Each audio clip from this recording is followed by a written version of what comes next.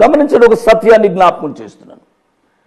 ఈ డొమేషియన్ అనే చక్రవర్తి యోహానుని శిక్షించాను, పద్మసు లంకలోనికి నేను పంపించాను, అక్కడ కూడు కుమ్ము దొరకదు, సరిగ్గా నీళ్లుండవు, అది రాతి ప్రదేశం, అక్కడ తిండి లేక చచ్చిపోతాడు అని అనుకున్నాడు చక్రవర్తి. ప్రియులరా, అటువంటి అననుకూలమైన పరిస్థితులనే దేవుడు యోహాను భక్తునికి అనుకూలపరిచాడు. వాక్యం వింటున్న ప్రియ తమ్ముడు, ప్రియ చెల్లెమ్మ, నీ జీవితంలో కూడా కొన్ని అననుకూలమైన పరిస్థితులు కలుగుతాయి. ఆ చక్రవర్తి నేను శిక్షిస్తున్నాను అని చెప్పి యోహాను భక్తుని పద్మసు లంకలోనికి పంపించాడు. పద్మసు లంకలోనే ఈ ప్రకటన గ్రంథాన్ని యోహాను భక్తుడు వ్రాస్తాడు.